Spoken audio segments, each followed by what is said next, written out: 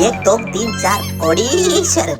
കുഞ്ചാലുകുട്ടിലെ കുഞ്ഞമ്മ കാനഡയിലേക്ക് കൊടുത്തുവിട്ട കുഴലപ്പം കറുമുറ കറുമുറ എന്ന് വെട്ടിമുണുങ്ങുന്നതിനിടെ മറ്റൊരു കറുമുറ ശബ്ദം. പിന്നൊന്നും നോക്കിയില്ല. കുട്ടിത്തവള അമ്മത്തവളെ അന്വേഷിച്ച് നടക്കുന്നത് പോലെ ശബ്ദം കേട്ട ദിക്ക് ലക്ഷ്യമാക്കി കുതിച്ചു. അപ്പോഴതാ ഒരു ഡിങ്കിരിക്കുട്ടൻ ആകാശക്കുട്ടയിലിരുന്ന് മരത്തിന്റെ കൈകളും കാലുകളും മുറിച്ച് താഴേക്കിടുന്നു. എന്റെ ചിറാപൂഞ്ചിയിലെ ചിറ്റപ്പ, ഈ സുട്ടുമണിയനെ ഉച്ചയിലേക്ക് എത്തിച്ച സിറാജിനെ പോലുള്ള ജിറാഫിനെ പോലുള്ള യന്ത്രത്തെ കണ്ട എന്റെ കിളികൾ പാകിസ്ഥാനിലെ തമ്പാക്ക് എന്ന ഗ്രാമത്തിലേക്ക് പറന്നുപോയി. ഒടുവിൽ ഞാൻ ആ ശബ്ദമുണ്ടാക്കുന്ന മാട്ടാമണിയനെ കണ്ടുപിടിച്ചു ഗൈസ്. ഇവനാണ് ആ ബ്ലഡി ഫൂൾ. വാപ്പിളിക്കുട്ടൻ കൊമ്പുകൾ മുറിച്ച് താഴേക്കിടും. താഴെ വീണ കൊമ്പുകളെ കിങ്ങിണി മദാമ ചവിട്ടി ഓടിച്ച് കൊങ്ങേ കുത്തി യന്ത്രത്തിന്റെ അണ്ണാക്കിലേക്ക് തള്ളിക്കയറ്റും. യന്ത്രമാകട്ടെ മുരുകൻ അണ്ണാച്ചിയുടെ മുള്ളുമുറുക്ക് പോലെ കറുമുറ കറുമുറ ചവച്ച് ഒടുവിൽ ഇങ്ങനെ വാളു വയ്ക്കും. ഇവനാണ് ഗൈസ് ഞാൻ നേരത്തെ പറഞ്ഞ മരം ചവച്ച് തുപ്പുന്ന യന്ത്രം.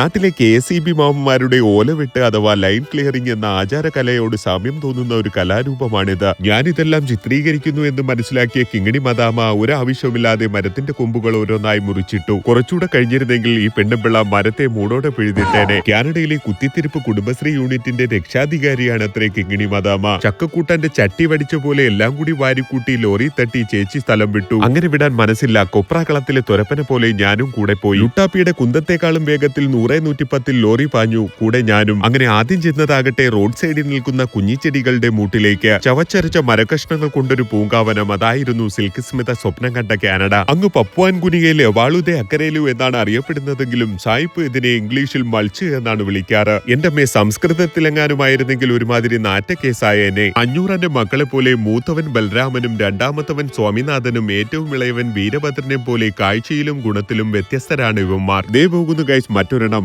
കറണ്ടടിച്ച കാക്കയെ പോലെ ഞാനും കൂടെ കൂടി. ഇത്തവണ വൈറ്റ് ബാഗിൽ ലഭിച്ചിരിക്കുന്നത് പ്രായപൂർത്തിയായ മരങ്ങൾക്കാണ്. ഇങ്ങനെ ഇടുമ്പോൾ മരങ്ങൾക്ക് അൺലിമിറ്റഡ് അൽഫാം മന്തി കിട്ടിയതുപോലെയാണെന്ന് വാസ്കോഡ ഗാമയുടെ ഒച്ചിന്റെ കൊച്ചിച്ചൻ എന്ന പുസ്തകത്തിൽ പറയുന്നുണ്ട്. കണ്ണി കാണുന്നിടത്തെല്ലാം ഇങ്ങനെ മരം ചവച്ചുകൊണ്ടിടുന്ന സായിപ്പിന്റെ കുൽസിത പ്രവൃത്തിക്ക് സുവോളജി അഥവാ സസ്യശാസ്ത്രത്തിൽ കബി അൽവിദ നാക്കെഹന എന്നാണ് അത്രേ പറയാറ്. മറ്റെന്തും സഹിക്കാം. പിള്ളേര് കളിക്കുന്ന പാർക്കിൽ പായസത്തിലെ ചൗവരി പോലെ കണ്ടമാനം മരത്തടികൾ കൊണ്ടിട്ടിരിക്കുന്നത് എന്തിനാണെന്നുള്ളത് ChatGPTയുടെ അച്ഛൻ ChatGPTക്ക് പോലും അറിയില്ല അത്രേ. മറ്റൊരു പാൻക്രിയാസ് ടച്ചിങ് കാഴ്ച.